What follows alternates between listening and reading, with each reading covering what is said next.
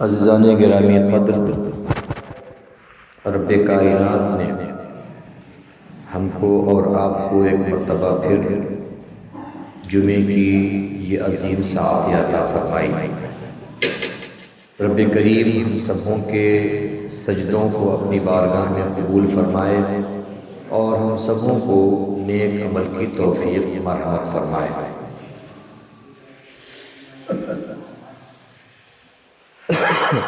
اللہ رب العزت نے قرآن مقدس میں اپنی وحدانیت اور اپنے ایک ہونے کا اعلان فرمایا، اور یہ اعلان بھی انبیاء کرام کے توسط اور انبیاء کرام کے وسیلے سے ہوا۔ اللہ ایک ہے، یہ اعلان تمام انبیاء کرام نے اپنے اپنے زمانے اور اپنے اپنے دور میں اپنی قوم کے سامنے کیا، اور اسی کے ساتھ ساتھ انبیاء کرام نے ایک دوسرا اعلان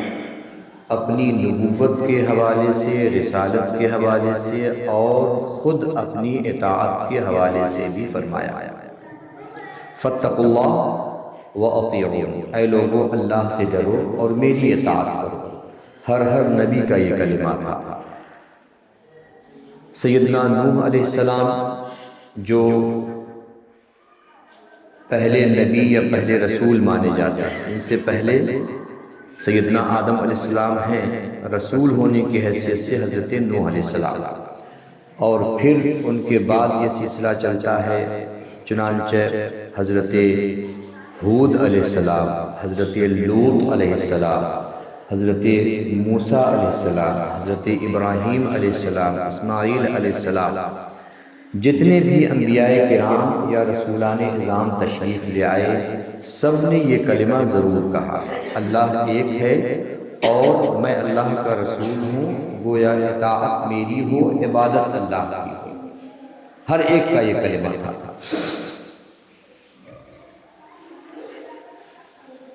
اللہ رب العزت نے جب ہمارے اور آپ کے آقا جناب محمد رسول اللہ صلی اللہ علیہ وسلم کو مبعوث فرمایا،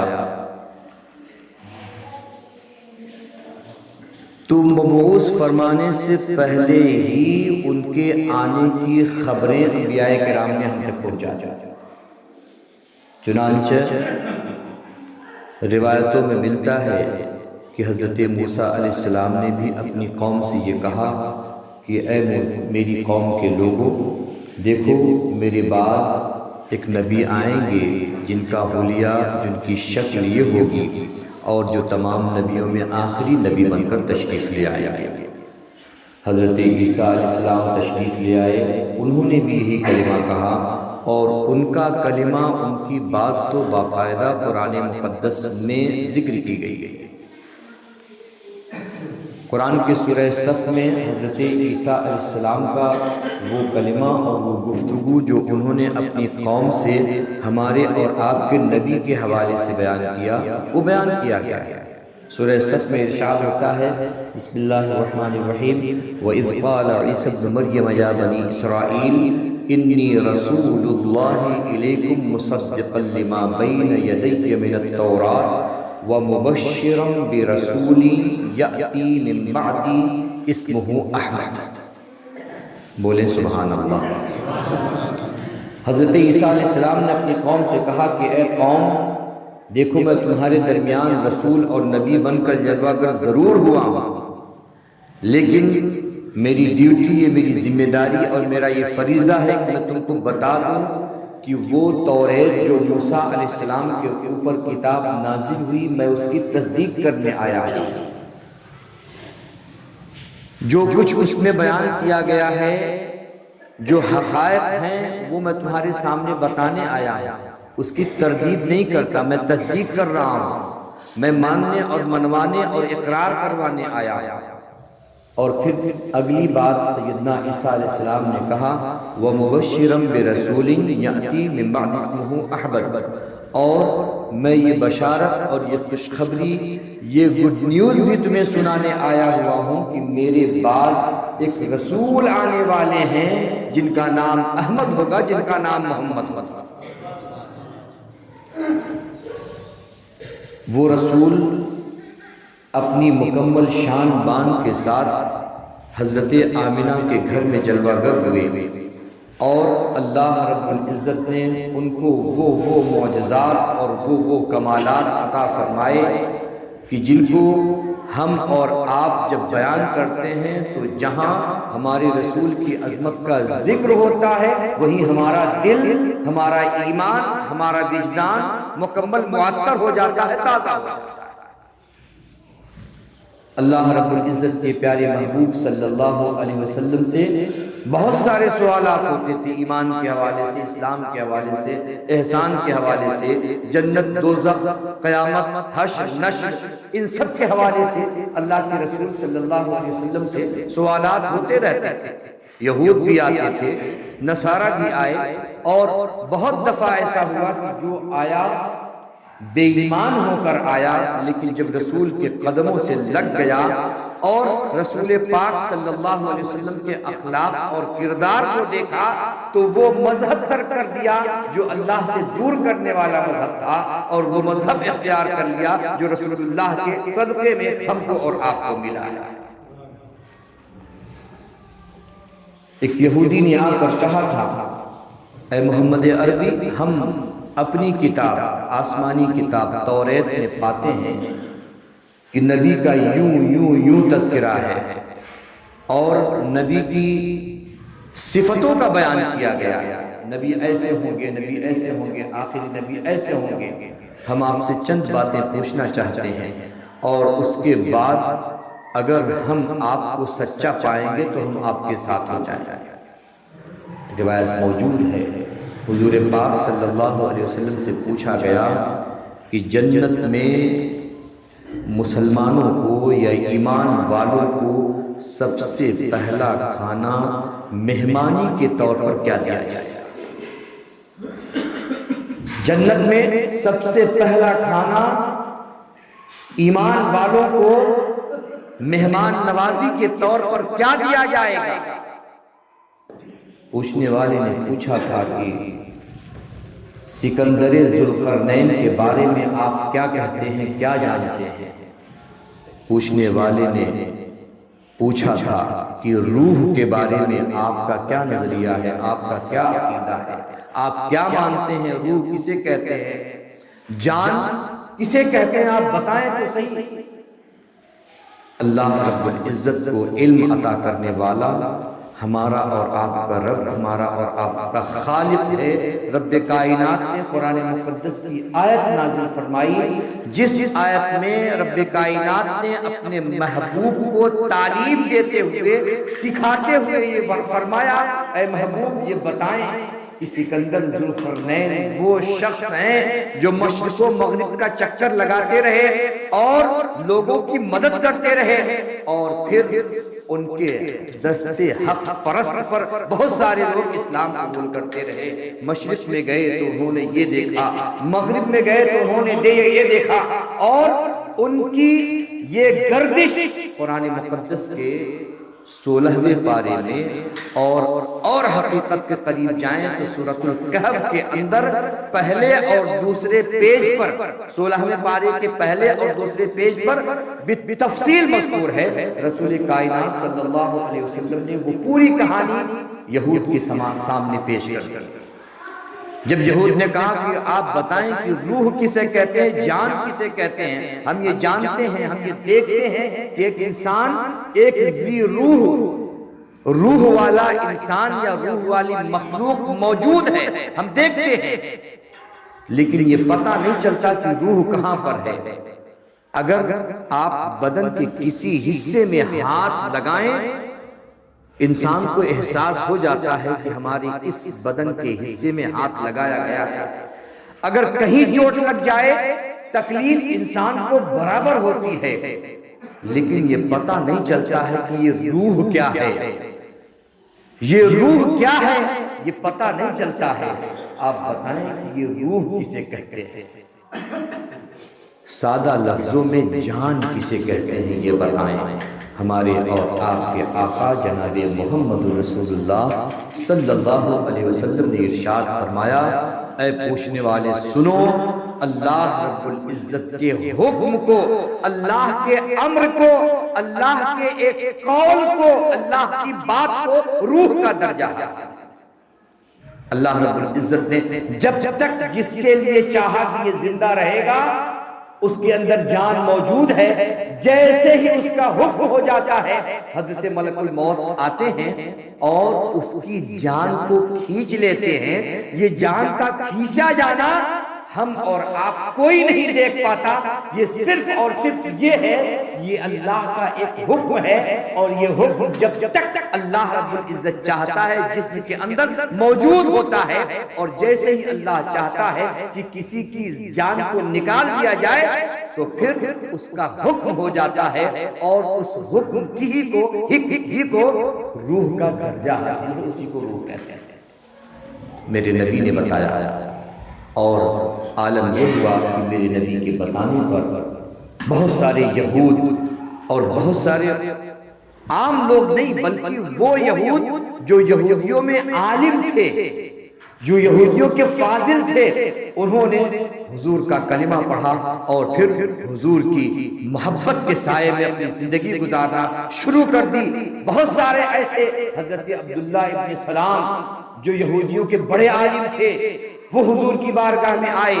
اور حضور سے سوالات کیا، حضور نے جواب دیا، ایمان سے مشرف ہو گئے، اور پھر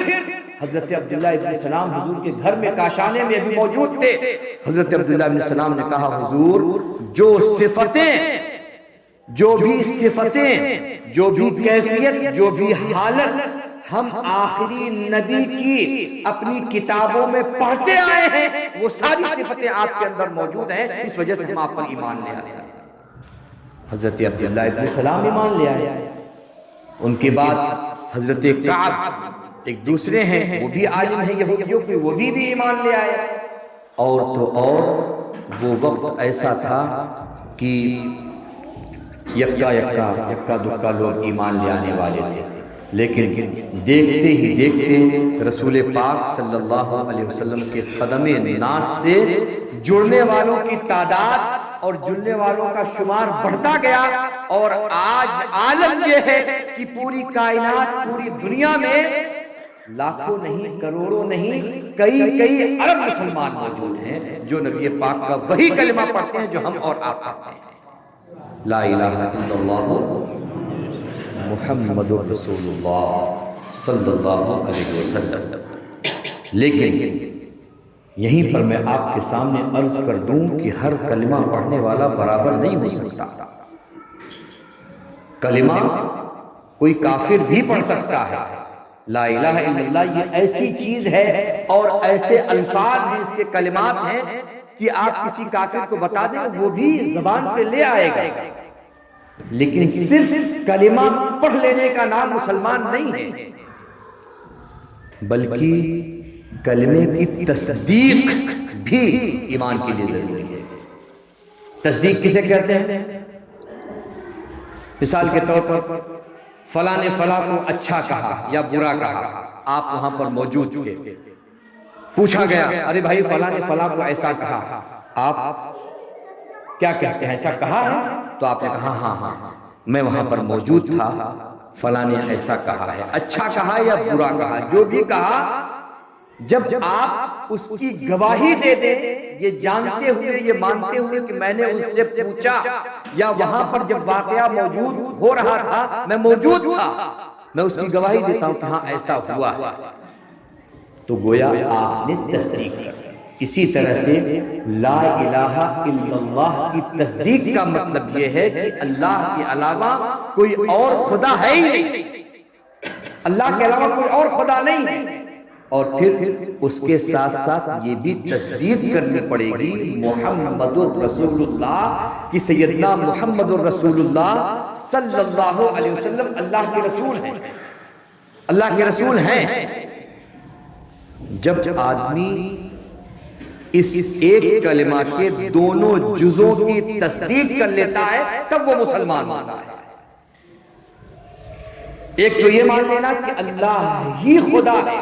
اس کے علاوہ کوئی معبود نہیں، یہ بت، یہ فلاں، یہ ڈھمکا، یہ انسان، یہ جانور، یہ سب اللہ کی مخلوق، سب پیدا ہیں، سب مخلوق ہیں، خالق کوئی اور ہے۔ وہ جو خالق ہے اس کو ہم دیکھ بھی نہیں سکتے، لیکن ہم اس کی عبادت کرتے ہیں۔ اور اللہ کے رسول نے ارشاد فرمایا، مسلمانوں کو یا ایمان والوں کو سب سے بڑی نعمت جنت میں یہ حاصل ہوگی کہ رب کائنات اپنے دیدار سے ایمان والوں کو مشرف فرمائے۔ ہم یہاں نہیں دیکھ سکتے، ہم یا کوئی بھی، صرف اور صرف ہمارے اور آپ کے آقا کی ذات ہے کہ رب کائنات کو دیکھا ہوا، ان کے علاوہ کوئی بھی اس خاکدان گیتی پر اس کائنات میں پیدا ہی نہیں ہوا جو رب کائنات کو کھلم کھلا دیکھا، کسی نے نہیں دیکھا، صرف اور صرف ہمارے اور آپ کے آقا نے دیکھا ہے، اور اس کی ہم تصدیق کرتے ہیں۔ ہمارے آقا نے بتایا، ہم نے تسلیم کیا، اس کی تصدیق کرتے ہیں۔ کہنا یہ ہے کہ ہر کلمہ پڑھنے والا صرف لا الہ الا اللہ محمد رسول اللہ کہہ دینے والا، پڑھ لینے والا مسلمان نہیں ہوتا۔ مسلمان ہونے کے لیے تصدیق کی ضرورت ہے، ان دونوں جزوں کی تصدیق کی ضرورت ہے۔ یاد رکھیں، بہت اہم چیزیں میں آپ کے سامنے ذکر کر رہا ہوں، ان دونوں کی تصدیق کی ضرورت ہے۔ لیکن اسی کے ساتھ ساتھ اگر انسان نے کوئی ایسا کام کیا جو ان دونوں جزوں کے خلاف جائے، یا اس کام کے ذریعے سے یا اس عمل کے ذریعے سے یا اس بات کے ذریعے سے ان دونوں جزوں کی تردید ہو جائے، تو پھر کوئی بھی بندہ مسلمان نہیں رہتا ایسا بولنے والا۔ مثال کے طور پر ایک طرف تو وہ یہ کہہ رہا ہے کہ اللہ ایک ہے، جناب محمد رسول اللہ اللہ کے رسول ہیں، ایک طرف یہ کہہ رہا ہے، دوسری طرف جا کر مندر میں گھنٹا بجا رہا ہے، یا وہاں پر ہاتھ جوڑے کھڑا ہے اور اس کو بھی اپنا دیوتا یا کچھ بھی مان رہا ہے۔ تو گویا ایک طرف کلمہ پڑھ بھی رہا ہے اور اس کی تصدیق کا دعویٰ کر رہا ہے، اور دوسری طرف ایسا عمل کر رہا ہے جو اس کے اس کلمہ پڑھنے کی تردید کر رہا ہے۔ اس وجہ سے جب تصدیق ہو جائے تو پھر تصدیق والا ہی عمل ہونا چاہیے۔ اللہ ایک ہے، اللہ بے عیب ہے، توجہ دیں گے، اللہ کے اندر کوئی عیب نہیں ہے، نہ وہ جھوٹا ہو سکتا ہے، نہ وہ مکار ہو سکتا ہے، نہ وہ ظالم ہو سکتا ہے، نہ وہ زانی ہو سکتا ہے، نہ اس کے اندر کوئی برائی نہیں ہو سکتی۔ اللہ کی جو ڈیفینیشن کی گئی ہے وہ یہی ہے کہ وہ ایسی ذات جو تمام صفات کمالیہ، ہر کمال والی صفت کا جامع ہے، اور کوئی بھی بری صفت، وہ جھوٹ ہو،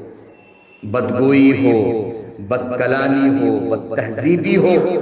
اس تک راہ ہی نہیں پا سکتے۔ تو اب اگر کوئی لا الہ الا اللہ پڑھ رہا ہے، اس کی تصدیق کر رہا ہے، اور اسی کے ساتھ ساتھ یہ کہہ رہا ہے کہ اللہ جھوٹ بھی بول سکتا ہے، تو بتائیں کیا وہ کلمہ کی تصدیق کر رہا ہے یا یہ کہنے کی بنیاد پر کلمہ کی تردید کر رہا ہے؟ بولیں، آپ بھی بولیں، تصدیق ہے یا تردید ہے؟ بولیں، آپ بھی بولیں،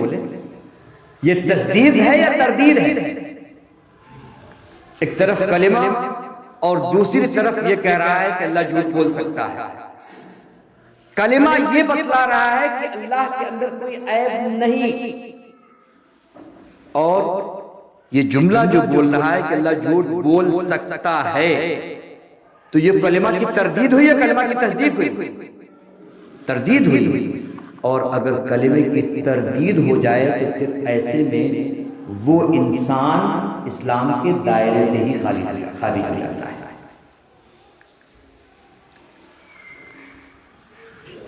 اللہ کے پیارے حبیب صلی اللہ علیہ وسلم کے بارے میں ہمارا اور آپ کا اور پورے عالم کا یہ عقیدہ ہے کہ وہ سب میں آخری نبی بن کر تشریف لے آئے، سب میں آخری نبی، ان کے بعد کوئی نبی بولے نہیں آئے گا، آ ہی نہیں سکتا۔ حضرت عیسیٰ علیہ السلام وہ آئیں گے، لیکن کیا وہ حضور کے بعد نبی بن کر آ رہے ہیں؟ وہ تو پہلے ہی نبی بن کر آئے ہوئے ہیں، اور چونکہ اللہ نے ان کو آسمان پر زندہ اٹھا لیا، اور ایک وقت وہ آئے گا کہ وہ ان کی نبوت جو پہلے والی ہے وہی نبوت چلی آ رہی ہے، اور بحیثیت امتی بن کر قیامت کے قریب آئیں گے۔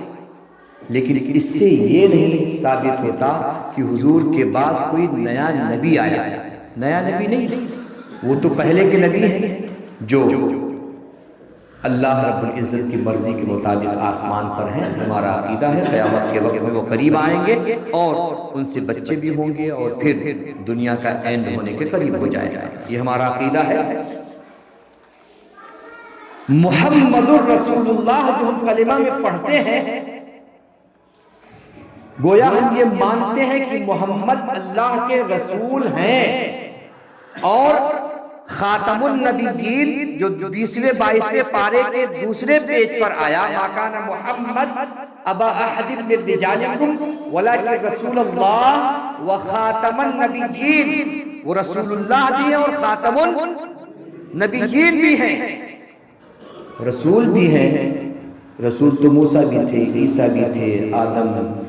نوح اور لوط اور دوسرے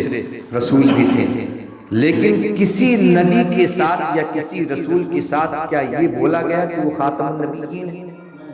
نہیں، صرف اور صرف ہمارے اور آپ کے آقا کے ساتھ یہ صفت لگائی گئی، اور رب کائنات نے نبوت کا دروازہ ہی بند کر دیا، اور ارشاد فرمایا محبوب آپ کو آخری نبی بنا کر خاتم النبیین بنا کر بھیجا جا رہا ہے۔ تو اب اگر کوئی کلمہ پڑھنے والا کلمہ پڑھ بھی رہا ہے اور وہ یہ کہہ رہا ہے کہ اگر حضور کے بعد کوئی نبی آ بھی جائے تو پھر نبی پاک حضرت محمد رسول اللہ کی رسالت اور نبوت اور آپ کے آخری نبی ہونے میں کوئی فرق نہیں آئے گا، تو بتائیں یہ بات اس کی عقل سے لگنے والی ہے؟ آپ اس کو تسلیم کریں گے؟ قطعی نہیں کریں گے۔ کیوں؟ اس لیے کہ ہمارا بنیادی عقیدہ ہے اللہ ایک ہے، اور ہمارے اور آپ کے آقا جناب محمد رسول اللہ سب میں آخری نبی بن کر تشریف لے آئے ہیں، اب کوئی نبی نہیں آ سکتا۔ اللہ رب العزت نے کلام مقدس میں ارشاد فرمایا وَمَا هُوَ عَلَى الْغَيْبِ بِضَنِينٍ، اللہ رب العزت کے محبوب بندے خاص طور سے رسول غیب کی باتیں بتانے میں بخیل نہیں ہوتے۔ اور ایک دوسری آیت کریمہ میں ارشاد ہوا وَمَا كَانَ اللَّهُ لِيُطْلِعَكُمْ عَلَى الْغَيْبِ وَلَكِنَّ اللَّهَ يَجْتَبِي مِن رُّسُلِهِ مَن يَشَاءُ، اللہ رب العزت کسی کو غیب نہیں عطا فرماتا، کسی کو غیب کا علم نہیں دیتا، ہاں وَلَكِنَّ اللَّهَ يَجْتَبِي مِن رُّسُلِهِ مَن يَشَاءُ، اپنے رسولوں میں سے جس کو چاہتا ہے غیب کے علم سے سرفراز فرما دیتا ہے۔ قرآن کی آیت ہے۔ یہ اور بات ہے کہ بہت ساری آیتیں ہیں جس میں ارشاد فرمایا گیا اللہ کے علاوہ کسی کو غیب نہیں، اللہ کے علاوہ کسی کو غیب نہیں۔ ایک طرف یہ آیت ہے، دوسری طرف یہ آیت ہے کہ اللہ جس کو چاہتا ہے غیب کا علم عطا فرما دیتا ہے۔ اب انسان کشمکش میں پڑے گا نا کہ اللہ ایک طرف تو یہ فرما رہا ہے کہ کوئی بھی غیب کا علم نہیں رکھتا ہے، وَعِندَهُ مَفَاتِحُ الْغَيْبِ، اللہ ہی کے پاس غیب کے علوم کی چابیاں ہیں، کوئی نہیں جانتا۔ دوسری طرف اللہ خود یہ فرما رہا ہے کہ میں جن بندوں کو چاہتا ہوں غیب کا علم عطا فرما دیتے ہوں۔ تو اب بتائیں کوئی ایسا راستہ نکالنا پڑے گا کہ اللہ کے لیے بھی غیب کا علم ثابت رہے، اور اللہ کے وہ بندے جن کو اللہ نے غیب کا علم عطا فرمایا ہے ان کے لیے بھی غیب کا علم ثابت ہو جائے۔ تو اس سلسلے میں اس راہ کے علاوہ اور کیا ہو سکتا ہے کہ اللہ رب العزت کے لیے جو غیب مانا جائے وہ حقیقت میں بغیر کسی کی عطا کے ذاتی طور پر وہ غیب کا علم اللہ کے پاس ہے، اور اللہ نے جو اپنے بندوں کو غیب کا علم عطا فرمایا وہ ذاتی نہیں بلکہ اللہ کا عطا کیا ہوا غیب کا علم ہے۔ اور جب اللہ کا علم ذاتی ہوا، بندے کا علم عطائی ہوا، تو پھر علم کے اعتبار سے بھی دونوں برابر نہیں ہو سکتے۔ ایک ذاتی ہے، ایک عطائی ہے، اور بے شمار حدیثیں ہیں رسول پاک صلی اللہ علیہ وسلم نے اپنی غیب کا اظہار فرمایا۔ ایک حدیث میں آپ کے سامنے بخاری شریف کی عرض کر دوں، اور اس کے بعد پھر میں اپنے مدعا کی بات کرتا ہوں۔ حضرت ابی بکرہ، ابو بکر نہیں، ابی بکرہ ایک صحابی ہیں، حضور صلی اللہ علیہ وسلم مسجد نبوی میں نماز پڑھا رہے ہیں۔ بخاری شریف کی حدیث ہے، توجہ کے ساتھ سنیں تاکہ پتہ چلے کہ حضور ہمارے کہاں کہاں دیکھتے ہیں۔ حضرت ابی بکرہ کہتے ہیں میں مسجد میں داخل ہوا اور میں نے دیکھا کہ حضور پاک صلی اللہ علیہ وسلم نماز پڑھاتے پڑھاتے رکوع کی حالت میں پہنچ گئے۔ حضرت ابی بکرہ کہتے ہیں کہ میں گیٹ پر تھا، دروازے پر تھا، میں نے جیسے دیکھا حضور رکوع میں چلے گئے۔ کہتے ہیں میں نے گیٹ پر ہی اللہ اکبر کہہ کے فوراً ہاتھ باندھا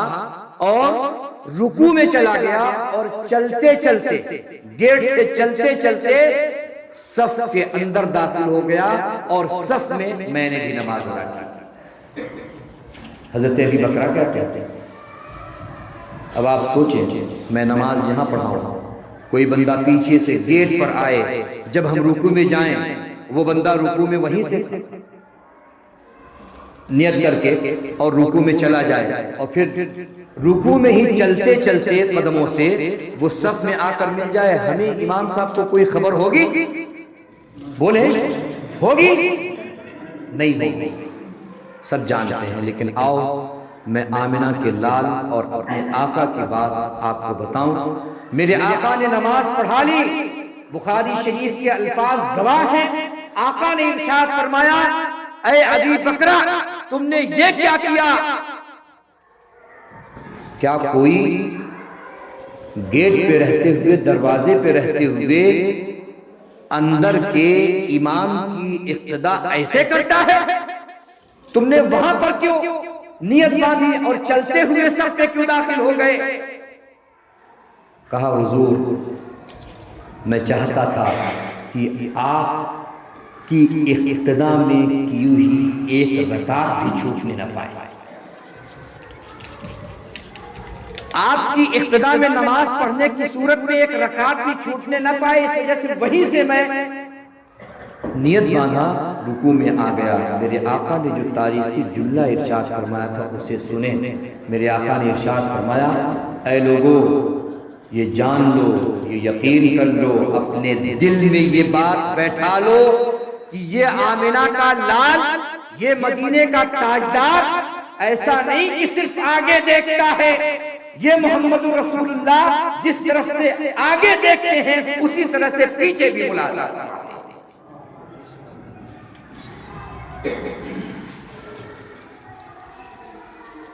میرے رسول جب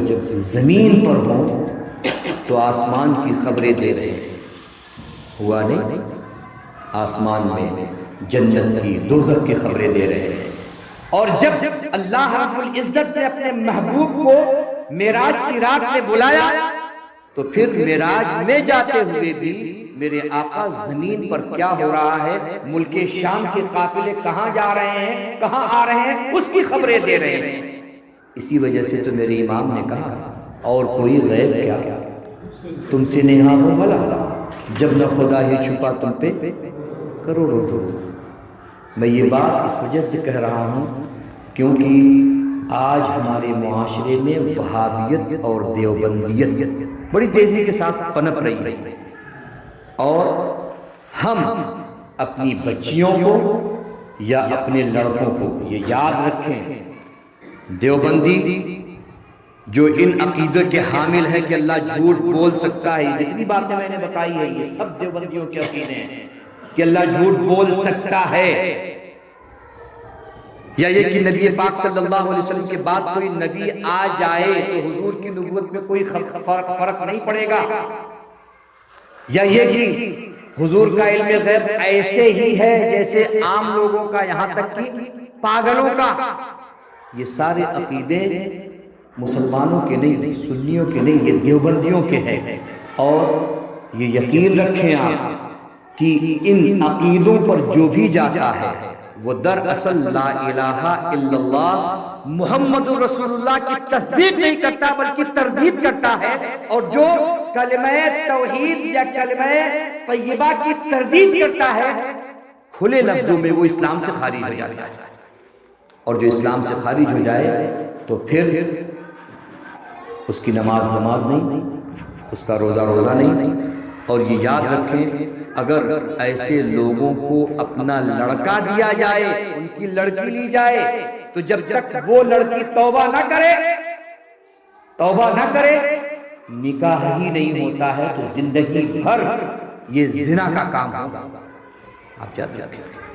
زندگی بھر زنا کا کام ہوگا۔ اور سرے دست یہ بھی جان لیں کہ اگر کوئی نکاح پڑھاتا بھی ہے، یہ جانتے ہوئے کہ فلاں دیوبندی ہے، چاہے لڑکا دیوبندی ہو چاہے لڑکی دیوبندی ہو، دونوں میں سے کوئی بھی دیوبندی ہو یا دونوں کے دونوں دیوبندی ہوں، اور یہ عقیدہ جو میں نے بتایا ہے ان عقیدے کو جانتا مانتا بھی ہو، تو ایسی صورت میں نکاح ہی نہیں ہوتا ہے۔ جب نکاح نہیں تو پھر ایسی صورت میں زندگی بھر اگر وہ اسی عقیدے پر لڑکا یا لڑکی یا دونوں رہے تو پھر نکاح نہ ہونے کی صورت میں ظاہر سی بات ہے زنا ہی زنا ہے۔ اور یہ بھی یاد رکھیں، ایسے لوگوں کا نکاح پڑھانا یہ جانتے ہوئے بھی کہ یہ دیوبندی ہے یا یہ وہابی ہے، نکاح پڑھانا یہ دراصل اس بات کی تصدیق ہوتی ہے، توجہ دیں گے، اس بات کی تصدیق ہوتی ہے کہ ہم دونوں کو مسلمان مان رہے ہیں۔ کیونکہ نکاح کون کرتا ہے؟ نکاح کافر کرتا ہے۔ ان کے ہاں دوسرا طریقہ ہے، نکاح کا جو طریقہ ہے ایجاب کا، قبول کا، گواہ کا، یہ تو مسلمانوں کا طریقہ ہے۔ تو اگر کوئی دیوبندیوں کا نکاح بھی پڑھاتا ہے تو گویا یہ تصدیق کر رہا ہے کہ میں ان دونوں کو مسلمان مانتا ہوں۔ توجہ دیں گے۔ اور جو کسی غیر مسلم کو مسلمان مانے وہ کافر ہوتا ہے۔ جس طرح سے مسلمان کو مسلمان ماننا یہ ضروری ہے، اسی طرح سے کافر کو کافر ماننا بھی ضروری ہے۔ تو ایسی صورت میں اگر کوئی دیوبندیوں کا نکاح بھی پڑھا رہا ہے، میں ہی کیوں نہ ہوں، اللہ ہماری اور آپ کی سب کی حفاظت فرمائے۔ ہماری یہ ذمہ داری بنتی ہے کہ ایسے بندوں کی ہم تردید کریں، ایسے بندوں کی تردید کریں، ایسے بندوں کو جن کو جان رہے ہوں کہ وہ دیوبندیوں کا، وہابیوں کا، ان کا سب دین کی خیر اگر منا رہے ہیں تو ہماری یہ ذمہ داری بنتی ہے کہ ہم اس کی سختی سے تردید کریں، اور جہاں ملے ان سے یہ سوال کریں کہ آپ نے کیا سمجھ کر فلاں کا نکاح پڑھ لیا یا پڑھا دیا؟ کیا آپ جانتے نہیں تھے؟ اور اگر جانتے ہیں کہ وہ جانتا ہے کہ فلاں کا نکاح پڑھایا ہے، اس کے باوجود بھی اس سے تعلق آپ رکھ رہے ہیں، تو گویا اس کی سرکشی میں، اس کے گناہ میں آپ بھی اس کا ساتھ دے رہے ہیں۔ اور قرآن کہتا ہے تعاونوا علی البر والتقوی، جو نیک کام کرنے والے ہیں ان کا آپ سہارا بنے، ولا تعاونوا علی الاثم والعدوان، اور جو لوگ ایک دوسرے کی برائیاں کرنے والے ہیں یا گناہ کرنے والے ہیں، گناہ کرنے والوں کی اس طور پر اگر آپ مدد کر رہے ہیں، اللہ کا قرآن کہتا ہے آپ گناہ کار ہیں۔ اس وجہ سے آپ ناخون لیں، ہوش کے ناخون لیں، کہیں ایسا نہ ہو کہ آپ اپنے بچے یا بچی کے نکاح کے رشتے کے سلسلے میں غیر محتاط ہو جائیں، کسی بھی جس کو سو کال مسلمان کہا جا رہا ہے بس دیکھ دیا، نہیں، آپ مسلمان دیکھنے کے لیے یہ پرکھ بھی لیں کہ واقعتاً وہ لا الہ الا اللہ کی صحیح معنوں میں محمد رسول اللہ کی تصدیق کر رہا ہے یا اپنے عمل یا قول یا حرکت کی بنیاد پر تردید کرتا ہے۔ اگر تصدیق کر رہا ہے سبحان اللہ، اور اگر تردید کر رہا ہے تو پھر اس کا بائیکاٹ کریں، ورنہ دھیرے دھیرے یہ جراثیم بڑھتا جائے گا۔ اور یاد رکھیں جب ظلم زیادہ بڑھ جائے اور انسان بعد میں اٹھے اس ظلم کو ختم کرنے کے لیے تو اس وقت پھر قربانی بھی زیادہ دینی پڑتی ہے۔ اگر آپ کی انگلی تھوڑی سی سڑی ہے، آپ نے دوا کیا نہیں صحیح ہوا اور ڈاکٹر نے کہا اس کو کاٹنا پڑے گا، اگر وہیں سے فوراً کاٹ دیا سبحان اللہ، نہیں تو یہ مرض بڑھتا جائے گا بڑھتا جائے گا۔ پہلے پانچوں انگلی جائے گی، پھر پنجہ جائے گا، پھر ہاتھ جائے گا، آدھا گیا پھر پورا گیا، اور اس پر بھی اگر آپ نے صحیح معنوں میں علاج نہ کیا تو ایک دن وہ آئے گا کہ پورا وجود ختم ہو جائے گا۔ اس وجہ سے یہ چیزیں آپ دھیان رکھیں۔ دوسری چیز، ہمارے اور آپ کے امام بھی منتخب ہیں الحمدللہ مسجد میں۔ میں سمجھ رہا ہوں ٹائم زیادہ ہو رہا ہے، لیکن کچھ چیزیں بتانا ضروری ہے، بہت ضروری ہے۔ یہ ہماری ذمہ داری ہے، کل اللہ کے یہاں ہماری پکڑ نہیں ہوگی، ہم نے بتا دیا، اب آپ کی یہ ذمہ داری ہے آپ اس پر عمل کریں، اور اگر آپ عمل نہیں کر رہے ہیں اللہ کے یہاں ہم یہ کہہ کے چھوٹ جائیں گے اللہ ہم نے اپنا کام کر دیا۔ کل کو آپ پکڑے جائیں گے کہ آپ نے اپنی اولاد کو ایسے لڑکے یا لڑکی کے حوالے کیا تھا جو زندگی بھر زنا کر رہا تھا، اور بتانے والے نے بتا بھی دیا تھا کہ یہ زنا ہونے جا رہا ہے، پھر بھی تمہاری آنکھ نہیں کھلی تھی۔ تو سن، ہم نے اور آپ نے جب امام منتخب کر لیا ہے تو پھر امام کس چیز کے لیے؟ صرف اس چیز کے لیے کہ 5 وقت کی نماز پڑھائے اور ختم؟ جب ہم نے امام منتخب کیا تو پھر بہت سارے امور میں اس کو دخیل کیجئے۔ ذرا سا 5 منٹ اگر کوئی امام صاحب لیٹ ہو جائیں کبھی کسی وجہ سے، تب پھر دیکھیے نمازیوں کا واویلا، نماز کے لیے صحیح سے نہیں آتے، وقت پر نہیں پہنچتے وغیرہ وغیرہ۔ لیکن جو امام کی اور دوسری سہولیات ہیں وہ کون دے گا؟ جنازے کی نماز پڑھانا ہوا امام پڑھا رہا ہے، ضرورت آپ کی کوئی بھی ایسی پڑ گئی امام اس کو پورا کر رہا ہے۔ لیکن جب نکاح پڑھانا ہوتا ہے جس میں امام صاحب کو تھوڑا ہی صحیح، میں کہتا ہوں 500 1000 روپیہ ہی صحیح، کم سے کم جائز طریقے پر ان کو کچھ مل تو رہا ہے۔ جب گھر میں میلاد کرنا ہوا تو فلانا صاحب کو، ڈھمکانا صاحب کو، ٹھیک ہے آپ جس کو چاہیں بلائیں، جس کو چاہیں آپ بلائیں، دعوت دیں، لیکن اللہ کے بندوں جب ہم نے ایک بندے کو امام مان لیا ہے تو پھر اس کا حق تو اس سے نہ چھینیں۔ شادی تو ہمارے گھر میں بھی ہوتی ہے، ہمارے خاندان میں بھی ہوئی، میں بھی موجود رہا، لیکن میں نے ذاتی طور پر اس میں ہاتھ نہیں لگایا، نہیں، امام کا حق ہے۔ اگر میں پڑھا بھی دوں، یہ بھی یاد رکھیں، اگر میں پڑھا بھی دوں، ایک شادی ایسی بھی ہوئی کہ میں پڑھایا اپنے بھائی نوشاد کا نکاح میں نے پڑھایا، امام صاحب بیچارے پریشان ہو رہے تھے وہاں متیتھو میں نے کہا آپ پریشان نہ ہو حضرت، صرف اور صرف ایجاب اور قبول میں کرواؤں گا، حق جو آپ کا ہے وہ آپ کو مل جائے گا۔ میں نے وہ حق ان کو دیا، اور جتنا عام طور سے مجھ کو ملتا ہے اس سے زیادہ میں نے ان کو دیا۔ تو آپ بتائیں تو صحیح، ہمارے خاندان میں بھی شادی ہوئی، امام صاحب نے نکاح پڑھایا، آپ بتائیں کیا یہ ہم امام صاحب کے ساتھ انصاف کر رہے ہیں؟ ایک طرف ہم نے امام بنا دیا، ہاں امام کے پیچھے، ہم امام کے پیچھے، اور جب نکاح کا مسئلہ آتا ہے، کوئی اور مسئلہ آتا ہے، کہیں کچھ دینے لینے کی بات آتی ہے، 4 پیسہ ان کو اور عزت کے ساتھ حلال طریقے سے مل جائے گا، تو پھر ہم کسی اور کو بلا لیتے ہیں۔ ایسے کو بلاتے ہیں جو یہ بھی فکر نہیں کرتا ہے کہ ہم نکاح جو پڑھا رہے ہیں دیوبندی کا پڑھا کر آئے ہیں یا سنی کا پڑھا کر آئے ہیں۔ اس وجہ سے بہت احتیاط کریں، ہمارا کام بتا دینا ہے اور آپ کا کام عمل کرنا ہے۔ آپ عمل کریں گے سبحان اللہ مجھ کو اس کا ثواب ملے گا، اور اگر آپ عمل نہیں کرتے ہیں تو پھر حضور نے ارشاد فرمایا عش ما شئت، جتنا چاہو جی لو، فإنک میت، ایک دن تم کو مر کر آنا ہے۔ حضور نے فرمایا اگر ایمان کے ساتھ تم اس دنیا سے گئے ہو، کلمہ طیبہ لا الہ الا اللہ محمد رسول اللہ پر عمل اور اس کی تصدیق کے ساتھ گئے ہو، میں نے عرض کیا تھا کہ اگرچہ نماز، روزہ، حج، زکوٰۃ یہ اعمال کا ذخیرہ آپ کے پاس نہ بھی ہو، میں بڑی ذمہ داری کے ساتھ کہتا ہوں نہ بھی ہو، یہ بری بات ہے کہ نہ ہو، لیکن سب سے بڑی اچھی بات یہ ہے کہ اگر ایمان کے ساتھ آپ گئے ہو تو ہمارے حضور نے ارشاد فرمایا جس نے کلمہ طیبہ پڑھ لیا اور اسی ایمان کے ساتھ اس دنیا سے رخصت ہو گیا، آقا نے فرمایا دخل الجنہ، وہ جنت میں داخل ہو جائے گا۔ اور قرآن کہتا ہے فَمَن يَعْمَلْ مِثْقَالَ ذَرَّةٍ خَيْرًا يَرَهُ وَمَن يَعْمَلْ مِثْقَالَ ذَرَّةٍ شَرًّا يَرَهُ۔ اگر کسی نے ذرہ برابر بھی شرارت کی ہے دنیا میں، اور شرارت سے مراد یہ ہے کہ اگر ایمان کے ساتھ کوئی کھلواڑ کیا ہے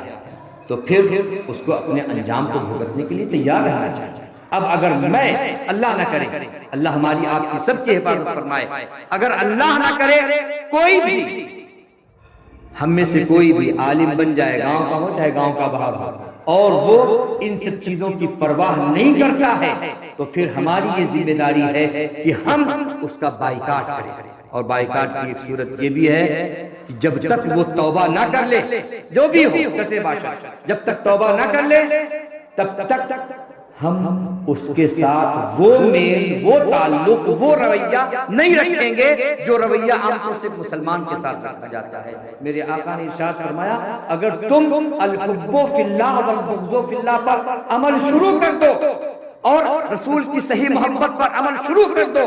تو اللہ کی قسم یہ سمندر کی مچھلیاں بھی تمہارے لیے دعائیں کریں گی، اور دنیا کے تمام مخلوق تمہارے لیے دعائیں کریں گی۔ دنیا چاہے کہ تم کو زیر کر دے لیکن تم ہمیشہ اللہ کے کرم سے زبر رہو۔ اس وجہ سے یہ چند باتیں ہیں، صرف اور صرف آپ کلمہ طیبہ لا الہ الا اللہ محمد رسول اللہ کی تصدیق پر عمل کرنا شروع کر دیں، اللہ رب العزت آپ کو دنیا میں بھی اور آخرت میں بھی بے پناہ سرفرازیوں سے، بے پناہ کامیابیوں سے کنار فرمائے گا۔ اللہ رب العزت ہم کو اور آپ کو کہنے سننے سے زیادہ عمل کرنے کی توفیق نصیب فرمائے۔ کہا سنا جو کچھ ہے رب کائنات اگر اس میں کوئی خطا ہو تو معاف فرما کے ہم سبوں کو ایک بنائے، نیک بنائے، صحیح معنوں میں سنی اور صحیح معنوں میں سرکار سے محبت کرنے والا بنائے، اور ہم سب کو اسی عقیدے کے ساتھ زندگی اور اسی عقیدے کے ساتھ ہم سبوں کو اس دنیا سے رخصتی نصیب فرمائے۔ السلام علیکم ورحمۃ اللہ تعالی وبرکاتہ۔